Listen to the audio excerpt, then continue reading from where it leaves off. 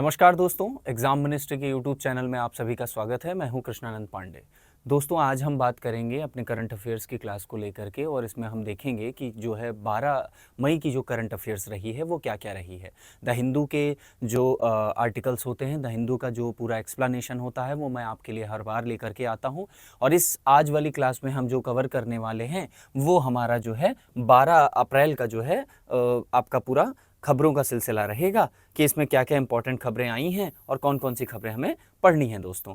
तो चलिए अपनी क्लास को स्टार्ट करते हैं और आप इसी तरीके से हमारे साथ जुड़े रहिए। अगर आपको दोस्तों एक चीज़ क्लियर कर दे रहा हूँ, अगर आपको ऐसा लगता है कि इन क्लास का अगर हमें नोट्स मिल जाता है या किसी प्रकार से कोई एक ऐसा पीडीएफ मिल जाए जिसमें इस पूरी क्लास की समरी हो, तो आप हमारे टेलीग्राम चैनल से ज्वाइन कर सकते हैं, जिसका लिंक हमने जो है डिस्क्रिप्शन में भी और साथ ही साथ कमेंट सेक्शन में पिन करके रखा है, तो आप वहां से जा करके ज्वाइन कर सकते हैं। तो दोस्तों, आज की जो पहली खबर रहेगी वो आपको पेज नंबर 1 पर मिल जाएगी और जीएस पेपर 2 और 3 से इसे रिलेट करके पढ़ा जा सकता है।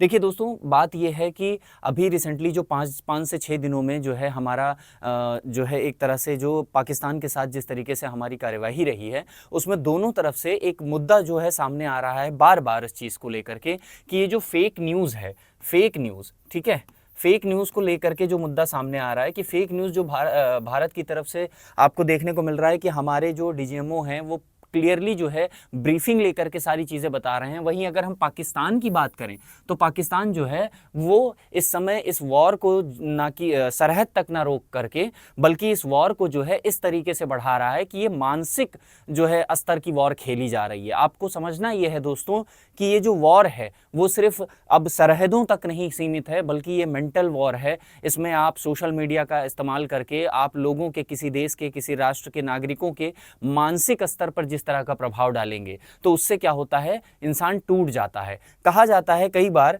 कि हथियार चलाने वाला जो है ना वो ताकतवर होता है, ना कि हथियार। तो इसी तरीके से अगर आप किसी भी एक बहुत बड़े जन आधार की, एक बहुत बड़े जनाधार की अगर मानसिकता को तोड़ दें, अगर आप उसको इस तरीके से कमजोर कर दें कि वो इस बात को सोचने पे मजबूर हो जाए कि इसमें मेरा लॉस हो रहा है, तो कहीं ना कहीं आधा युद्ध तो वो हार ही चुका है। यही कारण है कि ये न्यूज़ जो है ना इंपॉर्टेंट हो जाती है आपके लिए। उसका रीज़न मैं आपको समझाता हूँ। पाकिस्तान जिस तरीके से फेक नैरेटिव, फेक्स जो है न्यूज़ हमारे इंडिया में जो सोशल मीडिया प्लेटफॉर्म है उसमें कई तरह के फेक न्यूज़ सर्कुलेट करवा रहा है, जिससे लोगों को ये पता चले कि हाँ, हमारा भी नुकसान हो रहा है और हमारी गवर्नमेंट हमें कुछ नहीं बता रही है, ठीक है। हालांकि आप अगर देखेंगे तो आप पाकिस्तान की गवर्नमेंट, जो कि आपको पता ही है कि किस तरीके से जो है झूठ बोल करके ये साबित करना चाह रही है अपनी जनता को कि हमने जो है भारत का काफ़ी नुकसान किया है, ठीक है। तो इस नैरेटिव को जो है बिल्ड किया जा रहा है, उसी पे ये आर्टिकल छपा है। और रिसेंटली जो हमारी डीजीएमओस की ब्रीफिंग हुई थी हमारी, ठीक है, उस ब्रीफिंग में ये साफ क्लियर कर दिया गया कि हमने क्या क्या चीज़ें की हैं और कितना नुकसान हमने जो है पाकिस्तान को पहुँचाया है। ब्रीफिंग में जो है हालांकि बात करें तो कहा गया कि जो ऑपरेशन सिंदूर है उसके तहत पाकिस्तान को इसके काफ़ी ज़्यादा भारी कीमत चुकानी पड़ी है। अगर डीजीएमओ ने यहाँ पर आप देख सकते हैं कि डीजीएमओ ने बताया कि ऑपरेशन सिंदूर के दौरान नियंत्रण रेखा पर 4 दिनों के भीषण संघर्ष के बाद लगभग 35 से 40 पाकिस्तानी सैन्य कर्मियों की जो है जान गई, यानी कि उन्हें मारा गया है, ठीक है। अब ये जो है ये डेटा आपको कहीं किसी भी अदर प्लेटफॉर्म पे, किसी भी उनके प्लेटफॉर्म पे, हालांकि उनके लगभग सारे प्लेटफॉर्म हमारे यहाँ बैन कर दिए गए हैं, ठीक है, इसी नैरेटिव्स को लेकर के। अगर खबरों का सिलसिला थोड़ा सही रहता, खबरों को सही तरीके से दिखाया जाता तो कोई दिक्कत नहीं थी, लेकिन नैरेटिव जो बिल्ड करता है पाकिस्तान, वो आप साफ साफ देख सकते हैं कि डीजीएमओ की मीटिंग हुई तो डीजीएमओ की मीटिंग में जो है ये साफ साफ बताया गया कि जो हमारा ऑपरेशन सिंदूर है उसके तहत 35 से 40 जो है सैन्यकर्मी पाकिस्तान के हमने मारे हैं। इसी के साथ साथ अगर हम बात करें तो एक नैरेटिव और ज़्यादा जो है फैलाया जा रहा है इस चीज़ को लेकर के कि अभी हाल ही में आपने देखा होगा एक न्यूज़ सर्कुलेट हो रही है कि हमारी एक लेडी पायलट है, ठीक है, लेडी पायलट है। पाकिस्तान का एक नैरेटिव फैलाया जा रहा है कि लेडी पायलट जो है उसको हमने कैप्चर कर लिया है, ठीक है, बात समझ में आ गई। अब आप देख पाएंगे कि किस तरीके से ये नैरेटिव है, जबकि हमारी जो ब्रीफिंग हुई उसमें साफ साफ भारतीय वायुसेना के मार्शल ए.के. भारती ने ये हमें बताया कि भाई हमारे जितने भी पायलट्स हैं वो सही सलामत, हमारे सभी पायलट्स घर वापस आ चुके हैं, हमारे किसी भी पायलट्स की कोई कैजुअलिटी नहीं हुई है, यानी कि किसी भी तरीके से हमारे कोई पायलट जो है जख्मी या जो है एक तरह से आप कह सकते हैं हमने अपना पायलट नहीं खोया है, ठीक है। तो ये बात जो है क्लियर हमारी तरफ से बोला जा रहा है और ये सिर्फ हम ब्रीफिंग नहीं दे रहे हैं, हम बता नहीं रहे हैं, एविडेंस के साथ ये सारी चीजें हमने आपको दिखाई हैं। आप अगर ब्रीफिंग को देखेंगे तो आपको समझ में आएगा कि किस तरीके से जो है एविडेंस दे करके भारतीय सेना ने ये चीजें बताई हैं। आपको एविडेंस में साफ साफ दिखेगा, अगर आप ब्रीफिंग देखेंगे तो उसमें पता चलेगा। आपको पहले एक क्लियर पिक्चर दिखाई जाती है सैटेलाइट के द्वारा कि उस क्लियर पिक्चर में जितने भी जो है आपके इंस्टॉलेशंस हैं, यानी कि जितनी बिल्डिंगें हैं, उनमें से जिसको हमने टारगेट किया है, पर्टिकुलर जिस बिल्डिंग को टारगेट किया है, वो बिल्डिंग जो है डिस्ट्रॉय होने के बाद, यानी कि उसकी बिफोर की पिक्चर और आफ्टर की पिक्चर को कंपेयर करके जो है हमारी जो ब्रीफिंग में दिखाया गया है। हालांकि ये ब्रीफिंग पाकिस्तान की तरफ से तो नहीं आ सकती, क्योंकि उनके लिए तो सोशल मीडिया एक बहुत बड़ा साधन है। सोशल मीडिया पे जितनी भी खबरें हैं वो क्रेडिबल होती हैं, उनकी क्रेडेंशियल अच्छी होती है। हालांकि आपको इसमें मुझे बताने की जरूरत नहीं है, मैंने एक वीडियो में ये क्लियरली बताया है, ठीक है, कि किस तरीके से उनके जो है फॉरेन मिनिस्टर से जब ये पूछा गया कि आप कह रहे हैं कि आपने भारत के जो है रफाल गिरा दिए, आपने भारत का जो है सुखोई गिरा दिया, इसका प्रूफ कहाँ है, तो कह रहे हैं कि ये सोशल मीडिया पे अवेलेबल है, आप जाकर के देख सकते हैं। कल को चल के ये भी कहा जा सकता है इनके द्वारा कि हमारे जो है व्हाट्सएप ग्रुप में जो है ये सोशल मीडिया में व्हाट्सएप ग्रुप में हमारे न्यूज़ सर्कुलेट हो रही थी, तो उस पर जाकर के देख लीजिए, ठीक है। तो जिस तरीके से व्हाट्सएप यूनिवर्सिटी और सोशल मीडिया यूनिवर्सिटी का जो है एक क्रेडिबल सोर्स जो है माना जाता है पाकिस्तान में, हमारे यहाँ ऐसा नहीं है। हमारे यहाँ विद प्रूफ के साथ सीधे बात होती है, हम सोशल मीडिया पर रिलाई नहीं करते हैं कि जा करके सोशल मीडिया देख लीजिए दोस्तों, ठीक है। तो ये न्यूज़ काफ़ी ज़्यादा इसलिए इंपॉर्टेंट थी क्योंकि इसमें क्लियरली ये बताया गया कि हमारे कितने जो है हमें कितनी कैजुअलिटी हुई है। हालांकि इसके साथ साथ भारत के पत्रकारों ने भी ये प्रश्न पूछा उस ब्रीफिंग में कि क्या हमारा कोई जो है एयरक्राफ्ट या ऐसी कोई चीज़ें डैमेज हुई हैं या हमने कोई एयरक्राफ्ट खोया है, जिस पे एयर मार्शल का कहना है कि देखिए ये वॉर है और वॉर में कुछ भी होता है, अभी हम इस बात का खुलासा नहीं कर सकते कि जो है हमने क्या क्या खोया है, क्योंकि इससे क्या होता है सामने वाले दुश्मन को एडवांटेज मिल जाती है, ठीक है। तो इसलिए अभी ऐसी कोई चीज़ें नहीं आई हैं, बट ब्रीफिंग में ही आपको सारी चीज़ें पता चल जाएंगी।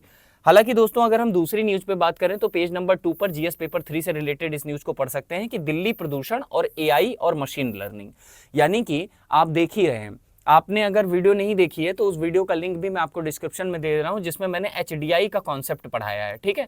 एचडीआई का कॉन्सेप्ट जो कि हाल ही में 2025 की जो रिपोर्ट है वो पब्लिश हुई है, 2025 की जो रिपोर्ट है वो पब्लिश हुई है, उसमें ये साफ साफ बताया गया है कि इस बार की जो रिपोर्ट रही है उसका जो मेन थीम रहा है वो एआई रहा है। तो उस एआई की रिपोर्ट को आप देखिए जा करके, और आप यहाँ भी देख सकते हैं कि दिल्ली में जो प्रदूषण की स्थिति है, जो प्रदूषण कंट्रोल करने की जो वो चीज़ें हैं, क्षमताएं हैं, उसमें अब एआई और मशीन लर्निंग का प्रयोग का प्रस्ताव रखा गया है, और ये न्यूज़ इसी से संबंधित है दोस्तों। तो चलिए इस न्यूज़ को देखते हैं और इसमें क्या क्या है वो समझते हैं। देखिए सबसे पहले तो आप ये समझ लीजिए कि जो दिल्ली है, दिल्ली में डीपीसीसी राजधानी में वायु, जल और ध्वनि प्रदूषण को रोकने के लिए या उनसे निपटने के लिए कृत्रिम बुद्धिमत्ता, जिसे आप एआई कहते हैं, और मशीन लर्निंग का उपयोग करने की योजना बना रही है। कैसे होगा? क्या एआई जो है एक तरह से आप कह सकते हैं कि फ्रंट लाइन पे जा करके पॉल्यूशन को कंट्रोल करेगा? देखिए दोस्तों होता क्या है कि जो ऐप बनते हैं, ठीक है, और जिस तरीके से डेटा संग्रहण किया जाता है, बहुत सारा डेटा कलेक्ट किया जाता है कि पर्टिकुलर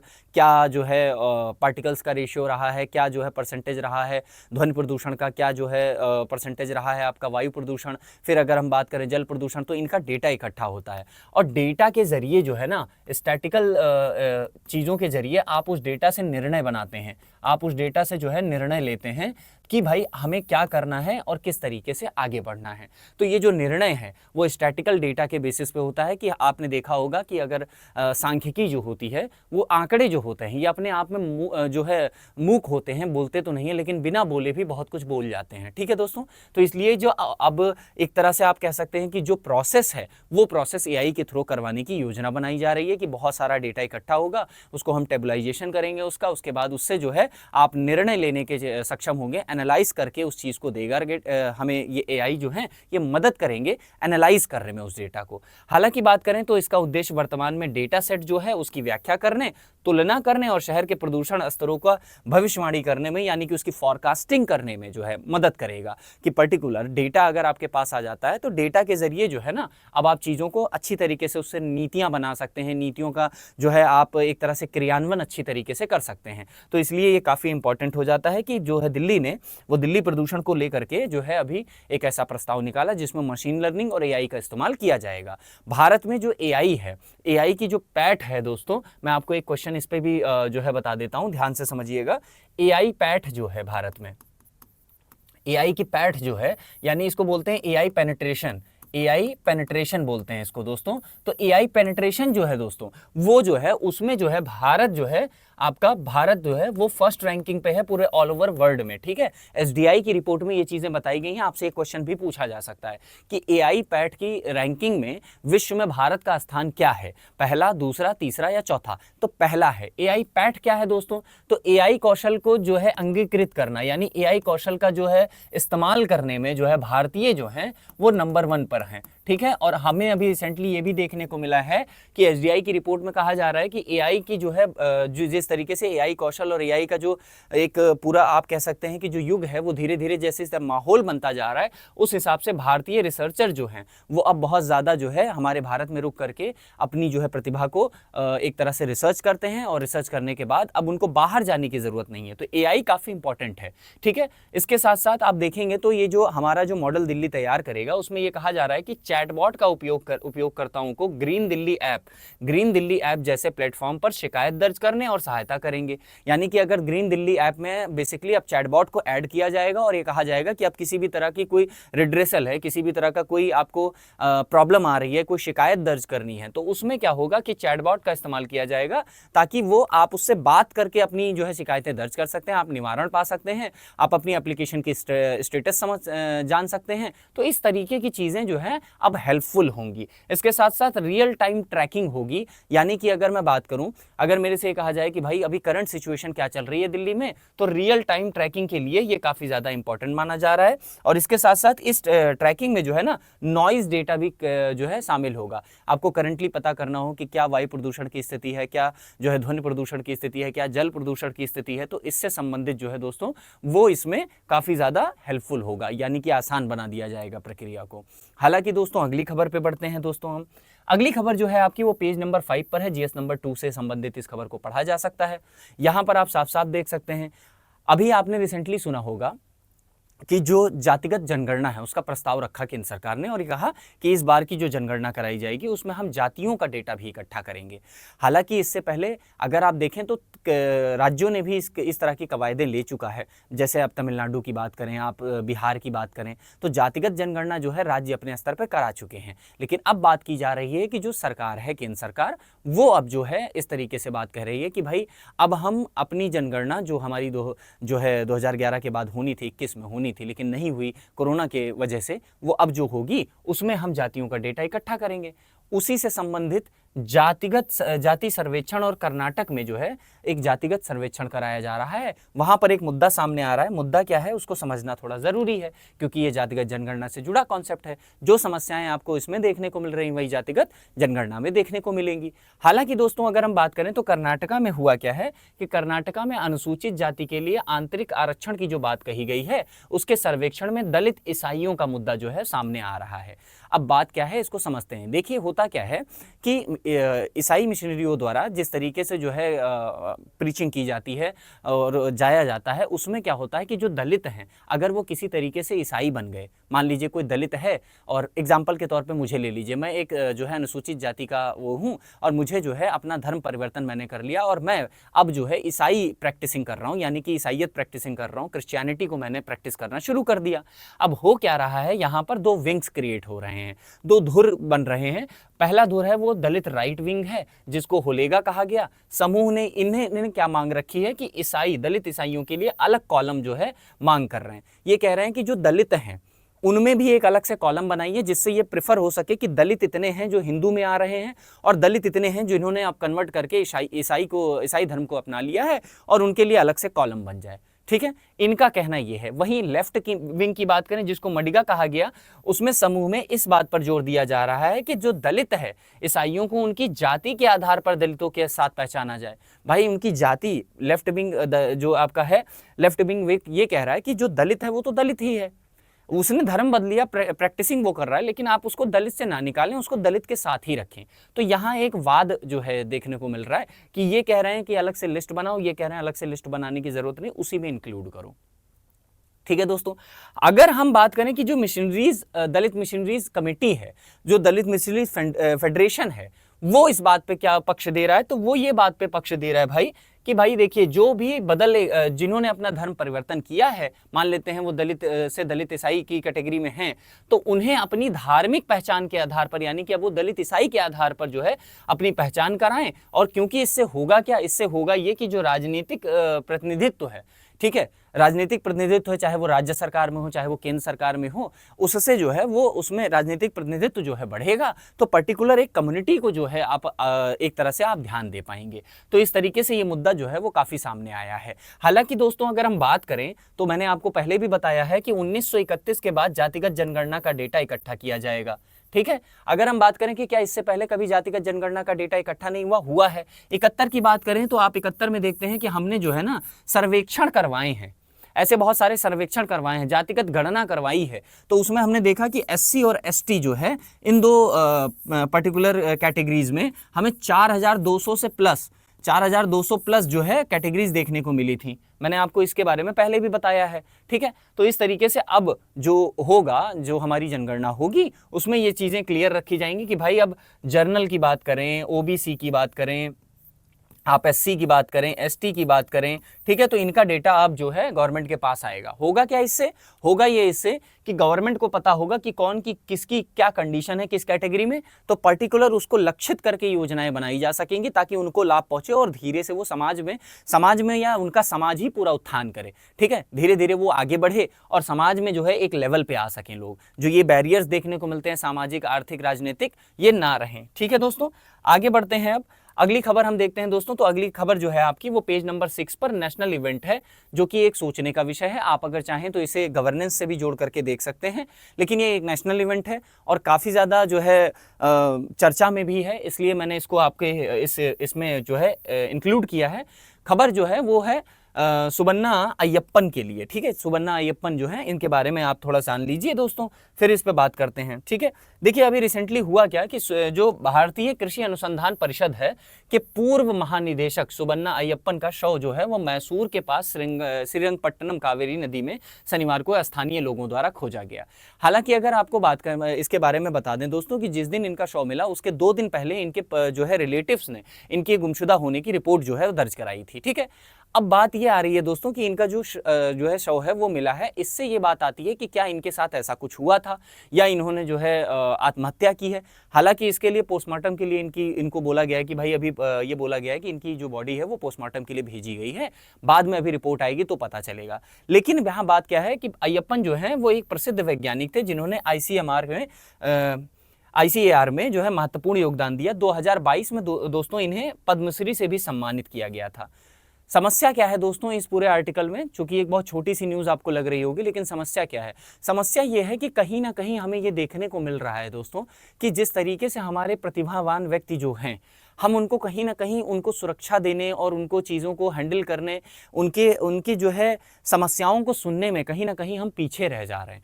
अगर आपको दोस्तों याद हो तो इससे ठीक कुछ दिन पहले एक खबर आई थी जिसमें इसरो के एक जो है साइंटिस्ट हैं, इसरो के एक जो है नवयुवक कह सकते हैं आप उन्हें, मैक्स टू मैक्स उनकी 32 से 35 साल के बीच में एज थी और वो काफ़ी ज़्यादा जाने माने साइंटिस्ट रहे हैं। मुझे अभी नाम उनका याद नहीं आ रहा है, मैं आपको जो है एक काम करूंगा, उनकी न्यूज़ भी आपको मैं प्रोवाइड कर दूंगा हमारे टेलीग्राम ग्रुप में, आप पढ़िएगा उसको। देखिए उसमें रिसेंटली उनके साथ क्या होता है कि काफ़ी जाने माने हैं, काफ़ी ज़्यादा जो है रिसर्च कर रखी है, इंटरनेशनल पेपर पब्लिश हो चुका है। रिसेंटली वो एक अपने अपार्टमेंट में रहते थे जहाँ पर नीचे वो अपनी बाइक पार्किंग करते थे।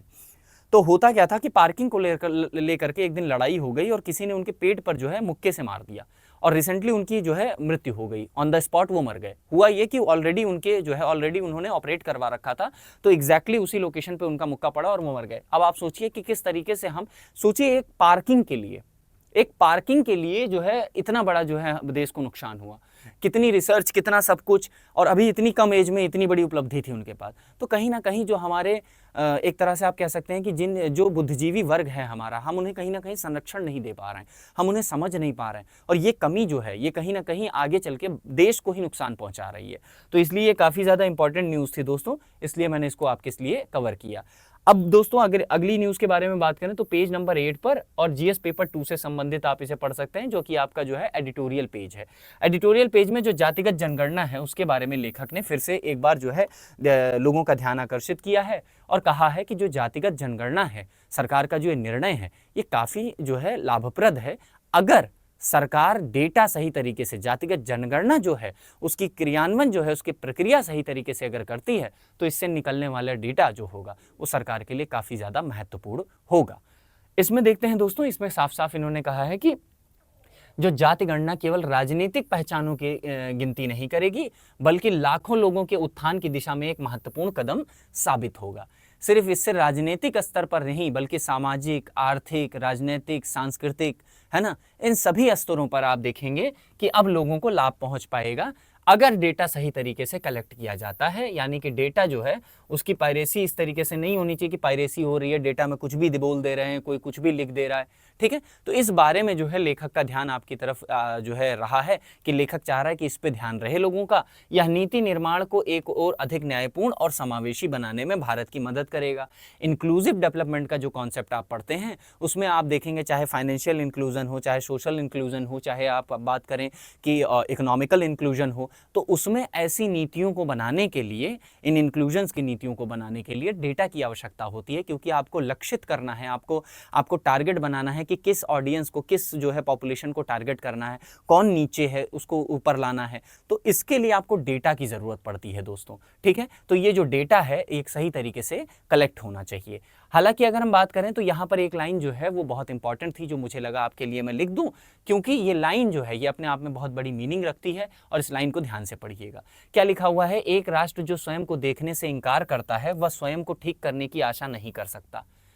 भाई अगर एक राष्ट्र है, एक व्यक्ति भी है, अगर वो इस तरीके से है कि भाई वो अगर स्वयं को नहीं देखना चाह रहा, यानी कि वो खुद को नहीं समझना चाह रहा कि वो है क्या, किन चीज़ों से बना है, क्या करना चाह रहा है, वैसे ही राष्ट्र भी, राष्ट्र के अंदर जो डेमोग्राफिकल एक तरह से आप कहें जनांकिकीय तरीके से अगर देखें तो जिस तरीके से उसका विभाजन है, अगर वही नहीं समझेगा राष्ट्र, तो राष्ट्र ये भूल जाए कि वो क्या करेगा, चीज़ों को ठीक कर सकेगा, यानी कि नीतियां सही कर सकेगा, विकास के पथ पर आगे बढ़ सकेगा। तो जब तक आप अपने आप को समझेंगे नहीं तब तक आप चीज़ों को ठीक नहीं कर पाएंगे, क्योंकि गलतियां कहीं ना कहीं पर्यावरण में नहीं है, आप में है।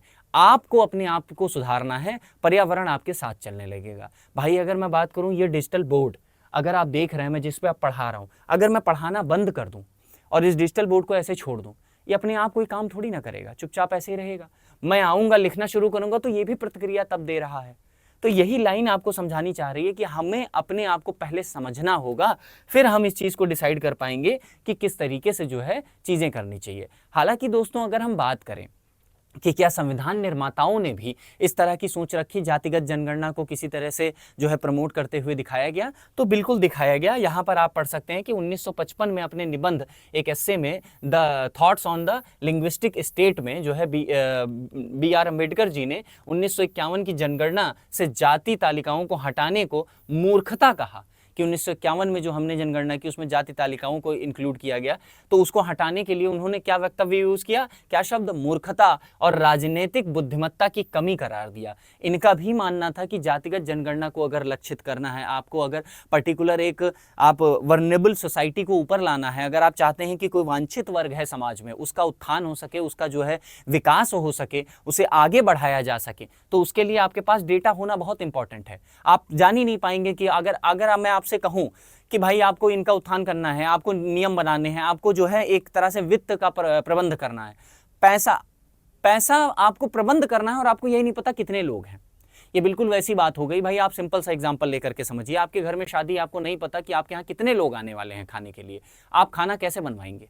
आपको एक बजट लेकर के चलना पड़ता है। वो बजट जो है ये डेटा प्रोवाइड करता है कि एक मोटा मोटा बजट बना दिया जाता है कि भाई इतने लोगों का डेटा है तो कितना आवंटन होना चाहिए धन का, किस तरीके से रिसोर्सेस लगेंगे। और चूंकि राष्ट्र के रिसोर्सेस जो है, संपदा जो है वो स्केयर है, उसकी कमी है। ऐसा नहीं है कि किसी इंसान के पास बहुत सारे रिसोर्सेस हैं तो जैसा वो चाहेगा वैसा वो यूज करेगा।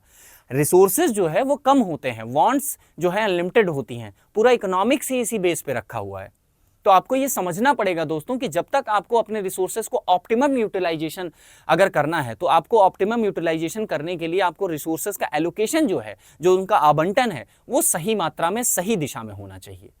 इसलिए कहा जाता है कि अगर आप जो है डेटा नहीं है आपके पास, तो डेटा ना होने की वजह से आपकी जो नीतियां हैं वो आप क्रियान्वित तो कर देंगे, लेकिन लक्षित वर्ग तक पहुंचते पहुंचते वो सारी नीतियां जो है निष्क्रिय हो जाएंगी। हालांकि अगर हम बात करें 1951 से जनगणना के अनुसूचित जातियों एसटी और एससी, मैंने आपको बताया उनके बारे में गणना की जाती थी, और 1931 का डेटा जो है 1931 का ही डेटा जातियों के आधार पर जो कलेक्ट हुआ था उससे ही नीतियां बनाई गई हैं।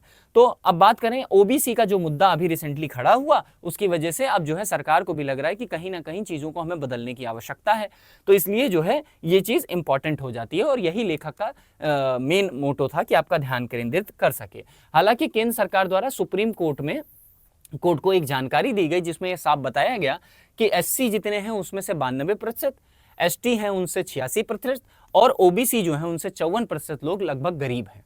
अब आप ये डेटा, अब आप सोचिए कि गरीब हैं, डेटा आप यूज कर रहे हैं 1931 से, उसमें कोई दिक्कत नहीं आ रही है, अभी भी अगर आप इनको लक्षित नहीं कर पाए तो ये कहीं ना कहीं आपको आपके डेटा में कमी है, क्योंकि डेटा आपको सही नहीं मिल रहा है। आप अपनी इकोनॉमी में जो योजनाएं बना रहे हैं, इकोनॉमिकल योजनाएं, वो सही तरीके से क्रियान्वित हो ही नहीं पाएंगी। ठीक है, तो इसलिए जो है ये काफी ज्यादा इंपॉर्टेंट हो जाता है दोस्तों। आगे बढ़ते हैं दोस्तों अगली खबर की तरफ। अब देखिए यहाँ पर जो पेज नंबर 13 है, इस पे जो खबर है ये आपको 11 तारीख की खबर से साफ साफ मिलती जुलती दिख रही है। ट्रंप महोदय जी का एक ट्वीट होता है जिसमें ट्रंप जी कहते हैं कि मैंने जो है काफ़ी लंबे समय के बाद मैंने दोनों देशों के बीच में जो है अब एक मध्यस्थता की है, और दोनों देश जो है सीज फायर के लिए तैयार है। ये ट्वीट आप देख सकते हैं यहाँ पर ट्रंप जी की, इसमें साफ साफ लिखा हुआ है after a long night to talk mediated by the United State, ठीक है, I am please to announce that India and Pakistan have agreed to full and immediate cease fire. हालांकि इस ट्वीट पे कोई दिक्कत नहीं हुई, ट्वीट में दिक्कत तब हुई जब पाकिस्तान ने भी ये बोला कि थैंक यू ट्रंप। इन्होंने पाकिस्तान की तरफ से एक ट्वीट जाता है और बोलते हैं थैंक यू ट्रंप। भारत इस बात को अभी किसी भी तरीके से औपचारिक रूप से इसको नहीं स्वीकार किया है। हालांकि आप देख भी सकते हैं कि भारत ने जो है अपना स्टैंड सीधा सीधा रखा है कि भाई अमेरिकी राष्ट्रपति डोनाल्ड ट्रंप ने कश्मीर विवाद में मध्यस्थता की बात को अपने फिर से दोहराते समय इन्होंने क्या कहा कि मैं दोनों महान देशों के साथ व्यापार को काफी हद तक बढ़ाने जा रहा हूं, और इसके अतिरिक्त मैं आपके कश्मीर विवाद को लेकर के एक समाधान पर काम कर रहा हूं। दिक्कत कोई नहीं थी, आप ये बोलते ठीक है, समझ में आता है। ये जो लाइन आप बोल गए, कश्मीर विवाद पे मध्यस्थता की बात कर गए, ये गलत कर गए। क्यों भाई? देखिए, पहली बात तो भारत अपने आंतरिक मुद्दों के लिए किसी बाह्य या तृतीय पक्ष को, थर्ड पार्टी को इन्वॉल्व नहीं करता। वो अपने सारे राजनयिक मुद्दे जो द्वितीय पक्ष से दो पक्षों के बीच में संबंधित होते हैं उस पर किसी भी तरह की कोई मध्यस्थता नहीं करता। आप अगर बात करें इंडस वाटर ट्रीटी की, तो इंडस वाटर ट्रीटी भी दो पक्षीय समझौता था, पाकिस्तान और भारत का मुद्दा था। हालांकि अगर इंडस वाटर ट्रीटी की बात करें तो वर्ल्ड बैंक के जो है उसमें हुई थी, लेकिन वर्ल्ड बैंक मध्यस्थता नहीं कर रहा है। क्लियरली मेंशन किया गया कि इन फ्यूचर अगर किसी भी तरह का कोई दिक्कत होती है तो दोनों देश के जो है संबंधित अधिकारी आपस में इस बात को सुलझाने का प्रयास करेंगे और कोशिश करेंगे कि दोनों के सामरिक हित जो है बराबर रहें। लेकिन कभी भी भारत ने ये नहीं कहा कि आप आकर के थर्ड पार्टी को इन्वाइट किया कि भैया आइए। आप देखेंगे तो आप कश्मीर मुद्दे को भी अगर आप बात करें तो कश्मीर पे अगर आप बात करना चाहें तो कश्मीर में यूएन में जब पाकिस्तान जाता है हमेशा कोई स्पीच इनकी देनी शुरू होगी, क्लियरली मेंशन करेंगे कश्मीर में भारत ये कर रहा है, कश्मीर में भारत वो कर रहा है। हमेशा पाकिस्तान की ये वो रहती है कि इस पे कहीं ना कहीं अगर आप देखें तो पाकिस्तान हमेशा ये चाहता है कि जो कश्मीर का मुद्दा है, कश्मीर के मुद्दे पे जो इस्लामिक कोऑपरेशन नेशंस हैं वो बोलें। वो चाहता है कि इस्लामिक कोऑपरेशन नेशंस जितने भी हैं वो इकट्ठा हो जाएं, हमें कश्मीर पे बढ़त मिल जाए, यूएन कश्मीर का मुद्दा सॉल्व कराए। जबकि भारत का हमेशा ये स्टैंड रहता है कि जब भी हमारे आंतरिक जो है भौगोलिक क्षेत्र से संबंधित कोई भी मुद्दा होगा तो जिससे विवाद है वही बैठ करके करेगा, यानी द्विपक्षीय मुद्दों को द्विपक्षीय संधि पर जो है बात बनेगी। हम कभी भी तीसरे पक्ष को, हमारी नीतियों में ही नहीं है कि हम तीसरे पक्ष को इन्वॉल्व करें कि भैया तुम भी आकर के हमें बताओ कि हमें करना क्या है। ठीक है। तो इस तरीके से आप देख सकते हैं कि इस जो इन्होंने ट्वीट किया इसके बाद जो है भारत की जो प्रतिक्रिया रही है, भारत ने ये कोई औपचारिक प्रतिक्रिया जारी ही नहीं की। हालांकि विदेश मंत्रालय ने इस पर कोई औपचारिक टिप्पणी ही नहीं की है कि हाँ ऐसा कुछ हुआ था। पहली बात तो हमने ये स्वीकार किया कि हमने जो ये सीज फायर हुआ है, सीज फायर भी इसलिए हुआ है कि भाई हम दोनों देशों के बीच में जो डीजीएमओ की वार्तालाप है उसके बीच में जो है ये कहीं देखने को मिला है। अब बात ये आ रही है कि ये जो है शांति दूत, एक तरह से ट्रम्प जी शांति दूत बनना चाह रहे हैं, ठीक है। तो बात यही है कि अब इसमें देखिएगा, ध्यान से देखिएगा, हमारे एक राजनयिक हैं जो है विवेक काटजू ने कहा है कि भारत की लंबे समय से चली आ रही नीतियों के यह खिलाफ है जिस तरीके से ये स्टेटमेंट आया है। हालांकि बात करें, भारत ने कहा कि किसी तीसरे पक्ष की मध्यस्थता की अनुमति नहीं है, क्योंकि हमारी पॉलिसी में ही ये नहीं है कि हम अपने आंतरिक मुद्दों को तृतीय पक्ष के द्वारा सॉल्व कराएं। वहीं अगर हम बात करें, भारत अपने आंतरिक मामलों पर इंटरनेशनलाइजेशन जो है उसका वो नहीं चाहता है कि मुद्दा हमारा है, बात हम कर रहे हैं, और लड़ाई जब मध्यस्थता की बात आ रही है तो कोई तीसरा आकर के हमें यह समझाए कि आपको ये करना चाहिए। क्यों? आप भाई जाहिर सी बात है, भारत की हमेशा से शुरुआत से ही यही बात रही है, अगर आप हमारी संप्रभुता को नहीं समझ सकते, अगर हमारी जो है डेमोग्राफिकल कंडीशन नहीं समझ सकते, हमारी जो है यहाँ की स्थितियाँ नहीं समझ सकते, आप कैसे डिसाइड करेंगे कि क्या करना चाहिए और क्या नहीं करना चाहिए। यही बात है कि यह आश्चर्यजनक रहा है कि ट्रंप की जो ट्वीट रही है उसमें कहीं पर भी पाकिस्तान और भारत के बीच में जो मेन मुद्दा है वो है आतंकवाद का, उसका कोई जिक्र ही नहीं है। तो भाई कश्मीर मुद्दा आप कहां से उठा रहे हो? मेन मुद्दा हमारा और पाकिस्तान का जो है वो कश्मीर को लेकर के है, लेकिन कश्मीर में भी एक सबसे इंपॉर्टेंट मुद्दा है, वो है आतंकवाद। करंट इश्यू जो है वो आतंकवाद का है। पहलगाम के बाद जितना भी रिटेलिएशन भारत ने किया है, जो एग्रेशन भारत ने दिखाया है, वो इसलिए नहीं दिखाया है कि पाकिस्तान है इस बार सबक सिखाते हैं, आतंकवाद के खिलाफ जो है उसने कार्यवाही की है। तो आतंकवाद कहीं ट्वीट में देखने को मिलता ही नहीं है। कश्मीर का मुद्दा पता नहीं किस बात के लेकर के आ गई है, ठीक है। तो ये जो है इस तरीके से आप समझ सकते हैं कि ये काफी जो है आश्चर्यजनक बात रही है। हालांकि अगर हम बात करें तो यहां आप देख सकते हैं कि अमेरिका के पास अनुभव है और बुनियादी ढांचा भी है, ठीक है, लेकिन भारत की मदद केवल वही राष्ट्र कर सकता है या देश कर सकता है जो इसकी संप्रभुता का सम्मान करता हो, ठीक है दोस्तों। इसलिए काफी ज्यादा इंपॉर्टेंट हो जाता है। अगली खबर पे बढ़ते हैं दोस्तों। अगली खबर जो है पेज नंबर 14 पे आपको देखने को मिलेगी। जीएस पेपर 2 से इसे आप संबंध करके पढ़ सकते हैं। एक्चुअली में हुआ क्या है, देखिए, भारत में जो कुल प्रजनन दर है, ठीक है, TFR, टोटल फर्टिलिटी रेट, इससे संबंधित जो है डेटा आया है सामने हमारे पास, जो है भारतीय महापंजीयक कार्यालय से। उस डेटा में कहा गया है कि जो भारत की जो स्थिति रही है पिछले कुछ वर्षों में, वो TFR जो है कांस्टेंट रही है, 2.0 की दर से ही आगे बढ़ रही है। अब इसमें जो इंपॉर्टेंट रही है, जो डेटा इंपॉर्टेंट है, वो दोस्तों देख लेते हैं कि डेटा क्या क्या इंपॉर्टेंट है। हालांकि अगर हम बात करें कि ये डेटा आया कहां से, तो भारत के महापंजीयक कार्यालय के द्वारा आया है। ये डेटा के अनुसार देश में जो है कुल प्रजनन दर जो TFR होती है, प्रति महिला बच्चों की औसत संख्या जो है वो 2021 में 2.0 यानी कि 2% रही है, और जो 2020 से जो है लगभग समान रही है। यानी अगर हम बात करें 2020 से TFR जो है वो 2021 तक आपकी 2% के आसपास ही रही है, 2.0, ठीक है, 2.0% के आसपास रही है, 2% ही रही है बढ़ोतरी। अब आप कहेंगे कि सर ये इतनी इंपॉर्टेंट न्यूज़ क्यों है? क्योंकि 2024 के आप प्रीलिम के पेपर में जाकर के देखिएगा तो वहां पर TFR से संबंधित एक प्रश्न पूछा गया है कि जब भी हम वाइटल स्टैटिक्स से रिलेटेड कोई भी चीज़ सॉल्व करते हैं, ठीक है, इसको ध्यान से समझिएगा, वाइटल स्टैटिक्स से रिलेटेड आप कोई भी चीज़ जब सॉल्व करते हो तो उसमें आप 1000 लेकर के चलते हो, ठीक है, 1000। जैसे आपने देखा होगा लिंगानुपात जो होता है, जेंडर रेशियो, ठीक है, तो वो भी देखा जाता है कि पर 1000 मेल पे कितनी फीमेल्स हैं, पर 1000 पे कितने बच्चे पैदा हुए हैं, तो ये सारी चीजें देखी जाती हैं, ठीक है। तो ये इस पे डायरेक्टली क्वेश्चन पूछ लिया गया है। हो सकता है इस बार डायरेक्टली क्वेश्चन इस पे पूछ ले कि 2020 से 2021 तक के कांस्टेंट रही है, तो अगर मान लीजिए ऐसे भी पूछ सकता है कि 2% रही, लेकिन किन दो जो है वर्षों के बीच में ये अंतराल 2% समान रूप से देखा गया। क्वेश्चन ये भी पूछ सकता है कि 2020 से 2021 तक के कितने % की जो है सतत वृद्धि देखी गई, तो वहां आपको बताना है कि वृद्धि नहीं देखी गई बल्कि कांस्टेंट रहा है, ठीक है।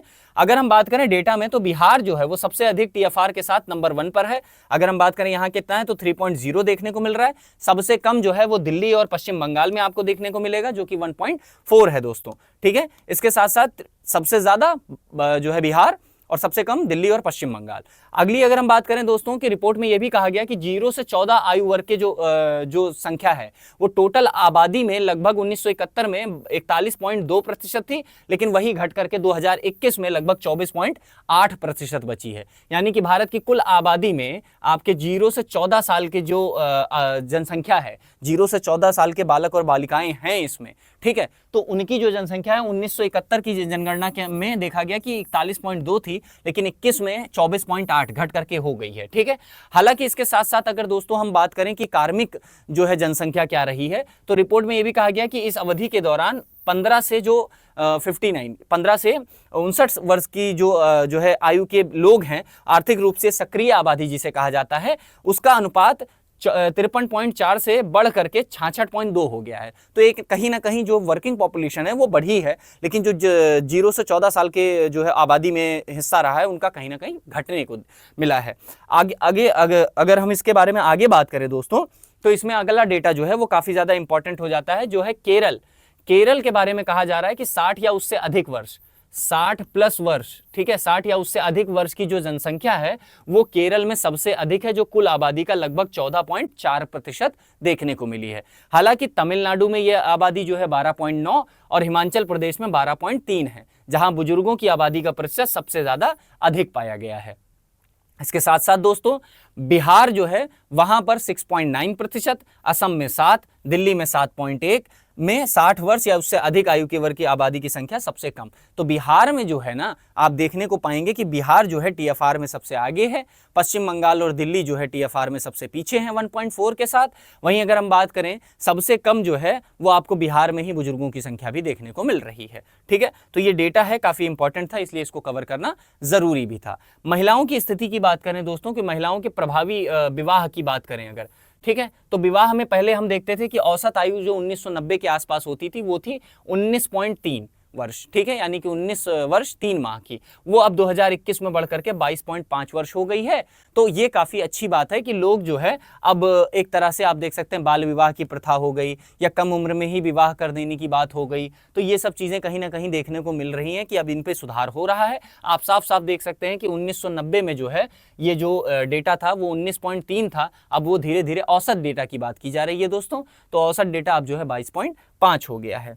अब आई थिंक कि आपको ये सारी जो प्रकरण हैं ये सारी चीज़ें समझ में आई हैं। अब हम बढ़ते हैं दोस्तों अपने प्रारंभिक प्रश्नों की तरफ। देखिए प्रारंभिक प्रश्नों में जो पहला प्रश्न है वो ये है कि 2021 की नमूना पंजीकरण प्रणाली जो रही है, रिपोर्ट के अनुसार भारत की कुल प्रजनन दर और राज्यों के संदर्भ में निम्नलिखित कथनों पर कौन सा कथन सही है, और उस पर आपको विचार करना है। पहला प्रश्न ये कहता है कि भारत में टीएफआर 2.1 है, ठीक है, भारत की टीएफआर की बात की जा रही है, 2.1 है, और बिहार में सबसे कम टीएफआर 1.4 दर्ज की गई। दूसरा जो ऑप्शन है वो कह रहा है दिल्ली और पश्चिम बंगाल में सबसे कम टीएफआर 1.4 दर्ज की गई। केरल में 60 वर्ष से अधिक आयु वर्ग की आबादी सबसे कम है, ठीक है। चौथा स्टेटमेंट कह रहा है 1971 से 21 तक 0 से 14 आयु वर्ग की आबादी जो है 24.8 से 42.2 तक बढ़ी है। आपको सही उत्तर का जो है चयन करना है, आप इस उत्तर को कमेंट सेक्शन में हमें दे सकते हैं दोस्तों, ठीक है। अगली प्रश्न पे बढ़ते हैं। अगला प्रश्न जो है वो मेंस से रिलेटेड है आपके, आप इस प्रश्न को ध्यान से पढ़ सकते हैं। दिल्ली प्रदूषण नियंत्रण समिति, जिसको डीपीसीसी बोलते हैं, द्वारा वायु, जल और ध्वनि प्रदूषण से निपटने के लिए कृत्रिम बुद्धिमत्ता और मशीन लर्निंग का उपयोग की योजना के संदर्भ में भारत में बढ़ते प्रदूषण की चुनौतियों का विश्लेषण करें और इस तकनीकी के संभावित लाभों, ठीक है, और इसकी सीमाओं पर चर्चा भी करें, यानी कि इससे क्या क्या लाभ मिल सकते हैं और इसकी क्या क्या सीमाएं हैं, ठीक है दोस्तों। तो आई होप कि आपको ये सारी क्लास जो है समझ में आई, और जो भी इंपॉर्टेंट न्यूज़ थी 12 तारीख को लेकर के आपकी, वो मैंने कवर कर दी है दोस्तों। अगली वीडियो में हम आपके साथ फिर मिलेंगे। आज जो है आपकी जो करंट अफेयर्स की क्लास होगी, इसके साथ ही साथ अगर आप इसका PDF चाहते हैं तो प्लीज़ हमारे टेलीग्राम चैनल को ज्वाइन कर लीजिए, जिसका जो है लिंक जो है हमने डिस्क्रिप्शन में आपको दे रखा है। आप चाहें तो कॉमेंट सेक्शन में पिन भी कर रखा है, वहाँ से जा करके इस क्लास का PDF आप डाउनलोड कर सकते हैं, और आपको पेपर पढ़ने की कोई ज़रूरत नहीं पड़ेगी। पेपर की जो भी दैनिक उसकी खबरें होती हैं वो सारी चीज़ें हम उठा करके उसमें डाल देते हैं, ठीक है दोस्तों। मिलते हैं अगली वाली वीडियो में, तब तक के लिए आप सभी अपना ध्यान रखिए, और बस मिलते हैं, ठीक है, चलिए।